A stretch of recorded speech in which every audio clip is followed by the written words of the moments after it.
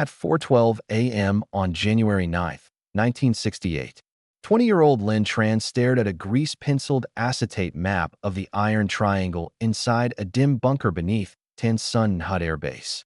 Rain hammered the corrugated metal above her, and somewhere outside a generator groaned under the strain of the monsoon. In the stale fluorescent light, her simulation board glowed faintly. Plastic grid overlays, colored pins, paper silhouettes for infantry platoons, helicopter gunships, artillery batteries, and the red triangles representing NVA infiltration groups. She'd been awake for 30 hours. She'd run 6 mock operations. And she had proved, again, that U.S. and ARVN air mobile doctrine, the doctrine commanders swore by, the doctrine supposedly built on superior mobility and firepower, was getting heliborne units ambushed, encircled, and erased. But tonight was different. Tonight, her simulation perfectly matched the disaster that had killed her older brother 2 days earlier. The telegram had arrived on January 7th. 1st Cavalry Division, LZ Sparrow, Kia during hot extraction. Her brother, Specialist Bao Tran, 23 years old, radio operator. His helicopter never left the ground. The landing zone had been a trap, an L-shaped kill zone that NVA sappers allowed to form by letting the first wave land unopposed, then slamming the second wave with heavy machine gun fire from tree lanes the scouts had insisted were clear. Bao had written her 3 weeks earlier. He said something was wrong with the playbook. Said their insertions kept walking into pre-registered fire zones. Said the air cavalry kept reacting the way the enemy expected. Fast, aggressive, predictable. He told her he'd been in 3 landings where the enemy evaporated into tunnels the second gunships appeared, only to re-emerge behind the Americans once the helicopters were committed. He said the Viet Cong had learned the cadence of U.S. doctrine, the timing, the spacing, even the altitude patterns. Linh had already known. She'd been proving it on her simulation boards for months. She stood now over the transparent acetate sheet where she'd reconstructed Bao's final mission. Her markers showed the first wave touching down at LZ Sparrow. She could almost hear the rotors, almost smell the sap from the splintered bamboo. Her pins showed the second wave entering the funnel, the one Bao described in his letters. Her red triangles, the enemy fire teams, shifted fluidly along the hidden trenches she'd drawn based on interrogation reports and captured maps. In 30 seconds of simulated time, the kill zone closed, the landing zone became an inferno, and 12 men were dead. Exactly the way the real battle had happened. Exactly the way she had warned. She removed her glasses, pinched the bridge of her nose, and forced herself to breathe slowly. The bunker was cold enough that her breath fogged the surface of the map when she leaned close. Footsteps scraped across the concrete behind her. Captain Marshall, her operations supervisor, stepped inside. "You've been here all night," he said quietly. "You should rest." "I need to finish the predictive run," Linh said without looking up. "You already finished it. 6 times. Then I'll run it a 7th. Marshall hesitated. He was a tall, tired man who looked 50 though he was barely 40. A veteran of Korea, he had seen more than enough death to recognize what was fueling her. "You don't have to prove anything tonight," he said gently. "Yes," Linh said. "I do." She switched the overhead lamp to its brightest setting. Shadows sharpened around the pins. She slid a marker to represent the air cavalry commander's expected reaction, an aggressive sweep of gunships along the northern tree line, the standard response, the one every unit had trained for, the one the manuals taught as gospel. And just as she predicted, the red triangles shifted again. The NVA machine guns would have already been repositioned. Their trenches curved, spiderwebbed, interconnected, a labyrinth designed for exactly this moment. When the Americans swept north, the real attack came from the east, from the tunnels that U.S. doctrine assumed were already cleared. The simulation ended in 5 minutes. 5 minutes of map time. Dozens dead in reality. Marshall rubbed his face. "I'll forward your analysis to 3 Corps. But Linh, do you really think they'll believe a WAC intelligence specialist over 3 decades of helicopter doctrine?" She finally looked up, her voice flat. "They'll believe it when I show them exactly how the enemy is predicting their predictions." Marshall almost smiled despite himself. "That sentence is going to give a colonel a migraine." "It might save lives," Linh said, "if the brass listened." They often didn't.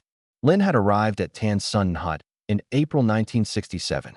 She was a civilian translator at first, fluent in Vietnamese, English, and French, until an intelligence major noticed she had a knack for spotting patterns in Viet Cong reports, particularly the way units repositioned before planned ambushes.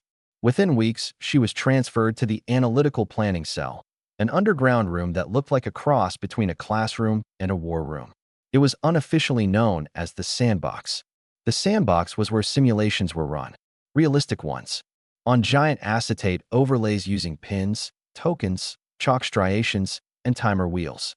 It was primitive compared to the digitized systems future wars would use, but brutally accurate when paired with good intelligence, and Lin made the accuracy frightening. She wasn't supposed to lead simulations. WACs were meant to assist, to record, to file.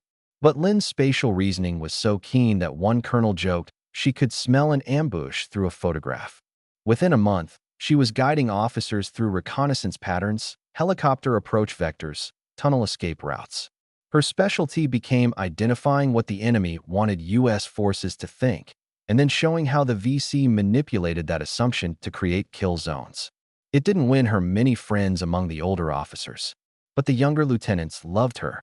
They called her the Pattern Girl. The name stuck. From July to December 1967, Lin ran 300 simulations. In 246 of them, U.S. doctrine failed. Not because the troops were incompetent, but because the enemy had adapted faster than the manuals had.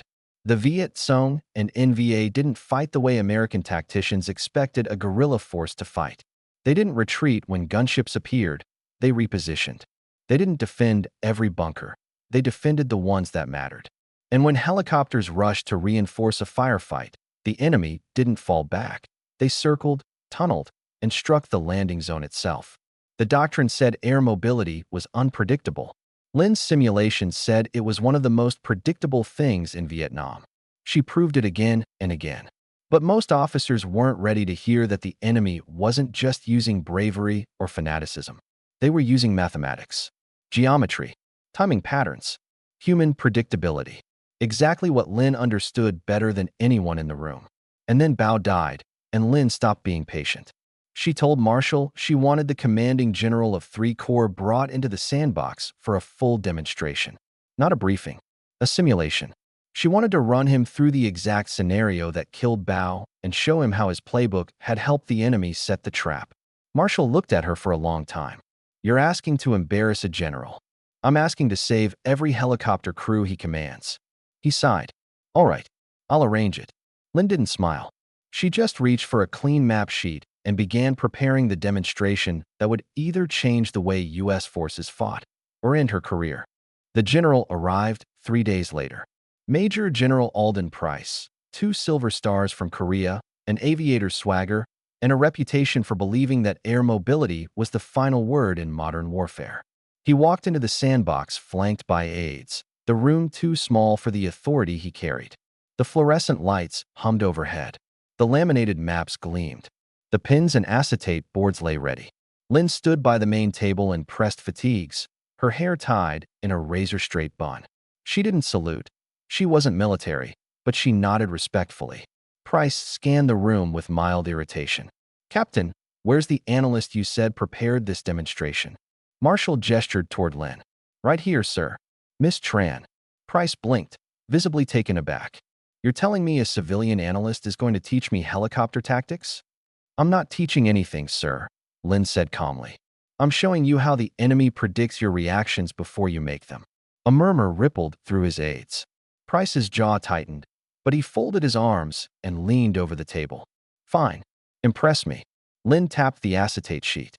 "This is LZ Sparrow, the landing zone where your first Cav company took casualties on January 5th.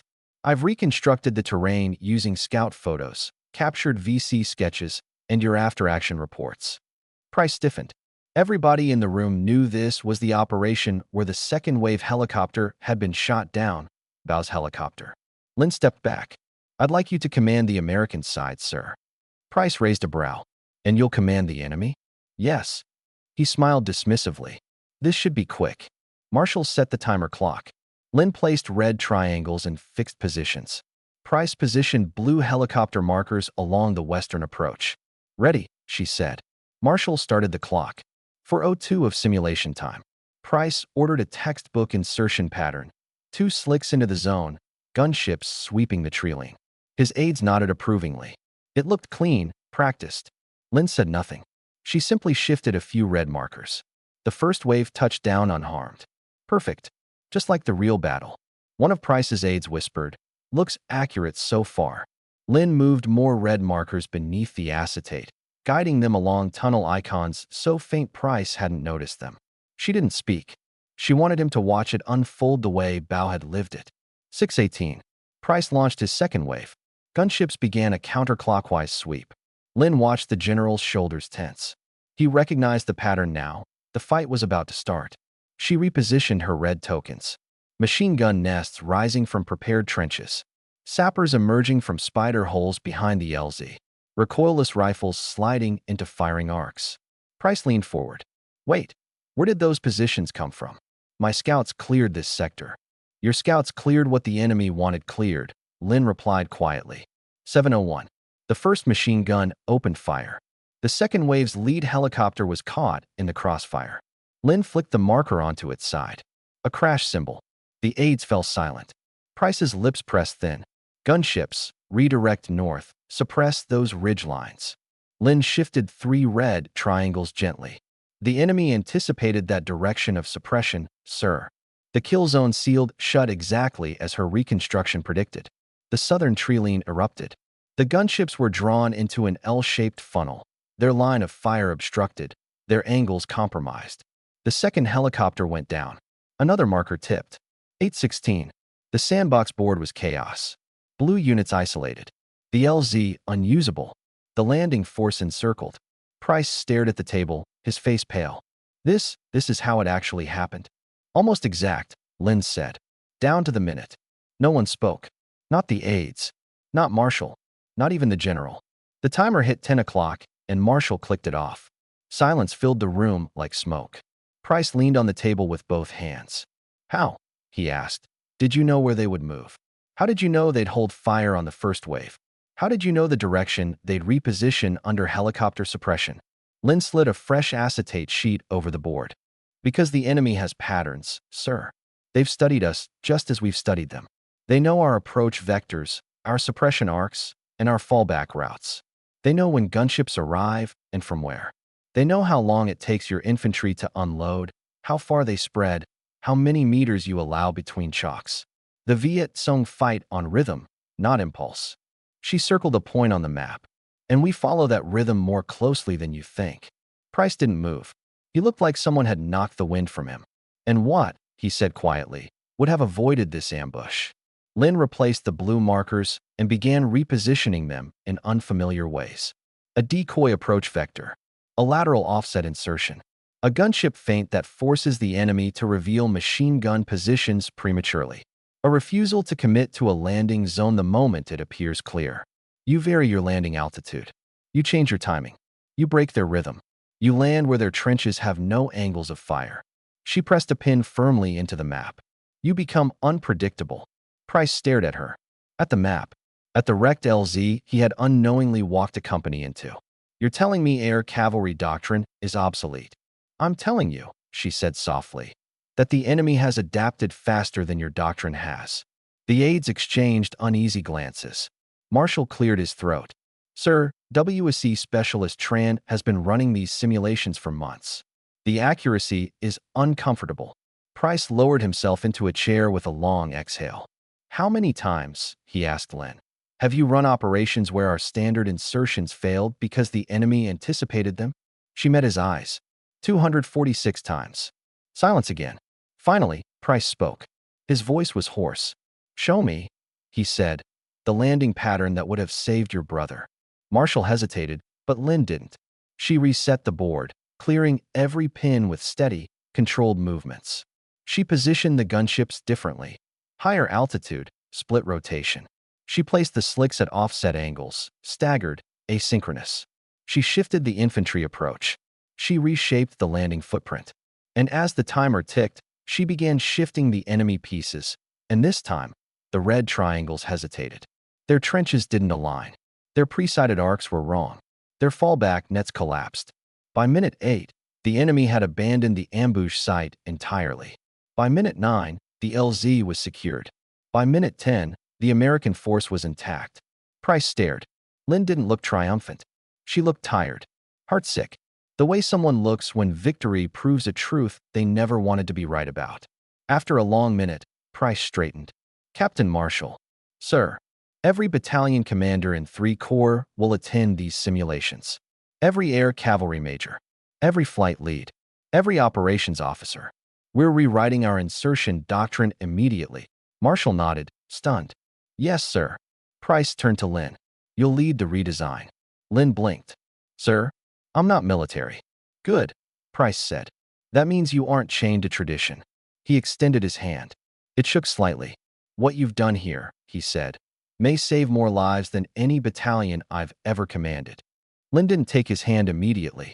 When she finally did, it was firm, steady, nothing like the trembling inside her chest.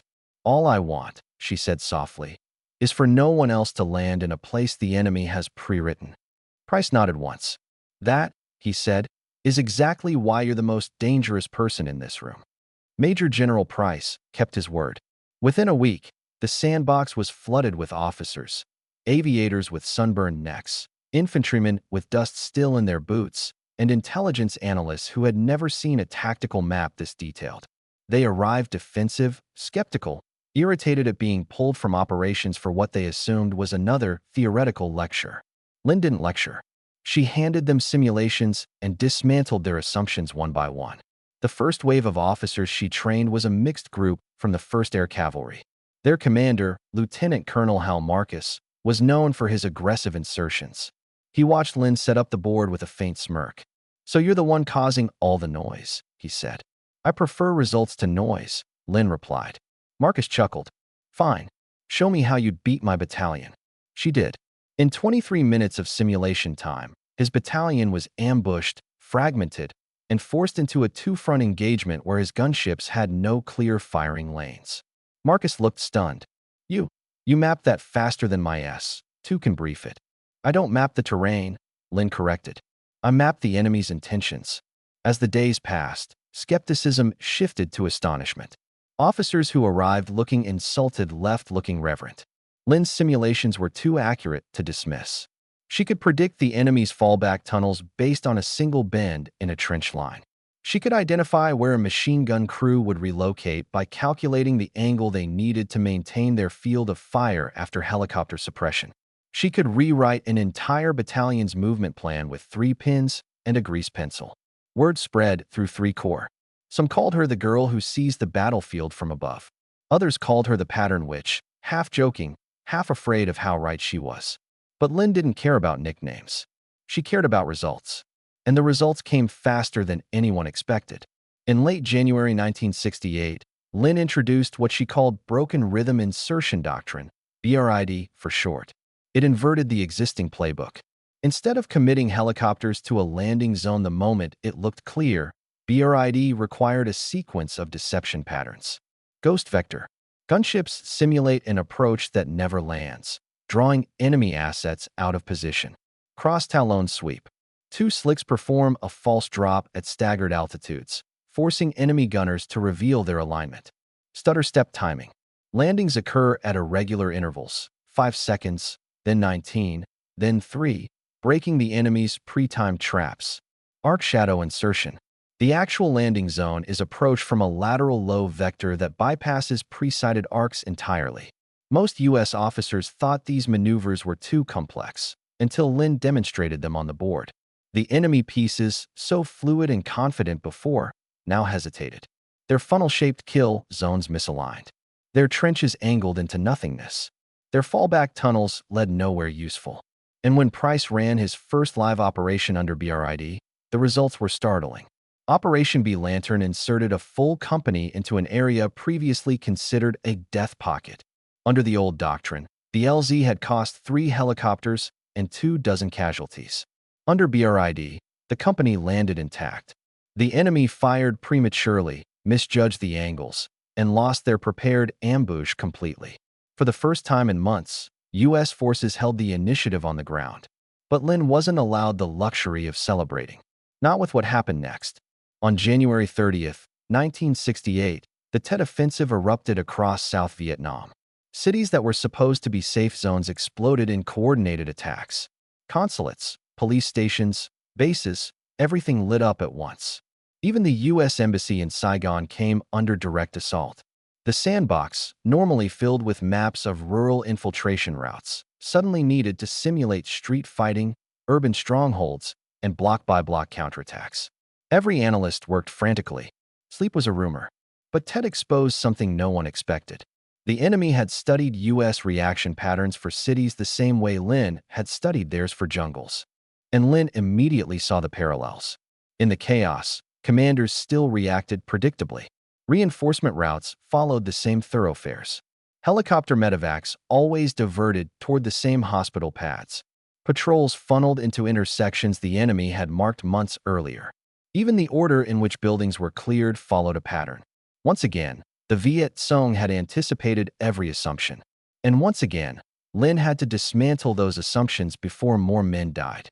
On February 3rd, exhausted and feverish, she was summoned to a temporary operations center in Cholon. The smell of smoke crept under the door. Explosions echoed between the buildings outside. Inside, a Marine battalion commander pointed at a map of the district. "We've been trying to clear this block for 36 hours, he growled. "Every time we push north, we get hit from the east. Every time we push east, we get hit from behind." He looked at Lin skeptically. "You're the simulation girl, right? Fine. Magic us a miracle." Lin ignored the sarcasm. She knelt over the crude street map and examined the attack pattern, the timing of volleys, the angle of fire, the gap between explosions.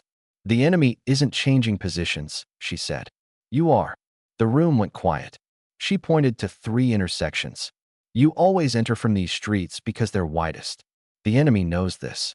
They wait in the side alleys with pre-aimed RPGs. When you push north, they circle through the back courtyards and strike your flank.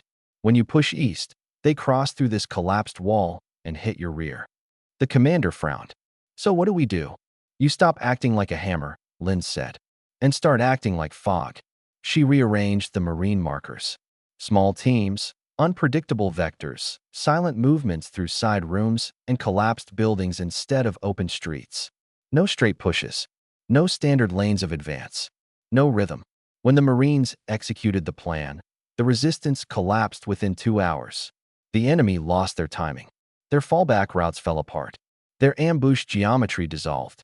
Afterward, the commander stared at Lin like she was something supernatural. But she wasn't.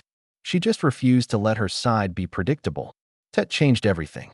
By mid-February, General Westmoreland himself had heard about the girl in the basement rewriting insertion doctrine. He summoned Price. Price brought Lin. They briefed the command group for an hour.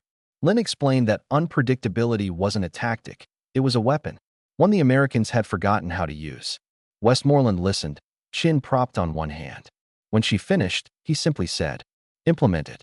And so, without fanfare or medals or official acknowledgement, Lin's work began reshaping operations across 3 corps, then 2 corps, then the entire theater. BRID became standard in CAV units. Urban broken pattern clearing was adopted by Marines. Recon teams learned to approach every village, every tree line, every intersection from angles that made no sense, unless you understood the enemy's psychology. Casualties during helicopter insertions dropped by nearly 40% in March alone. Officers who once scoffed at her now asked for her by name. Some credited her with saving hundreds. Some quietly believed the number was thousands. But Lin didn't feel pride. She felt the ache of every simulation where she'd watched blue markers fall, knowing real soldiers had died that way. In April 1968, long after Tet had subsided, Price called Lin into his office. The man who once scoffed at the idea of a civilian rewriting Army doctrine now looked worn, humbled, and grateful. "I'm being reassigned to MACV headquarters," he said. "I want you to come with me, as my chief tactical analyst." Lin hesitated. "I'm not sure the Army is ready for someone like me," she said. Price chuckled. "Miss Tran, the Army has already rewritten 2 manuals because of you. Trust me, they're ready." She smiled faintly. It was the first time she'd smiled in days. Price continued, more softly. "I know you lost your brother. I know this work is personal. But what you've built, your simulations, your doctrine will outlive this war, and it will save people who'll never know your name.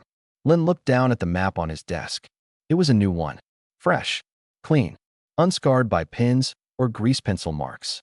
A future battlefield, untouched. She nodded. I'll go. For the rest of the war, Lin stayed in the background, running simulations in bunkers, briefing officers who outranked her by decades, rewriting tactics quietly, methodically, relentlessly. She never carried a weapon. She never set foot in a helicopter. She never received official credit. But the soldiers knew. The pilots knew. The commanders who survived because of her knew. By 1970, BRID had become common knowledge among air cavalry units.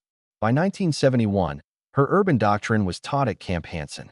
By 1972, MACV had an entire cell dedicated to pattern analysis, built directly on her methods. When she finally left Vietnam in 1973, she carried one small box. Every simulation marker she'd kept from the night she recreated her brother's death. The pins were bent. The acetate was scratched. But the patterns they revealed had saved more lives than she could ever count. No medals. No headlines. Just a quiet seat on a cargo plane heading home. Linh Tran, 25 years old, unknown to history, left Vietnam having changed the way a superpower fought. She broke the enemy's rhythm. She broke American predictability. She broke the playbook. And somewhere, in a simulation room that smelled faintly of grease pencil and dust, a blue marker and a red triangle still faced each other on a sheet of plastic, frozen forever in the moment before she rewrote the rules.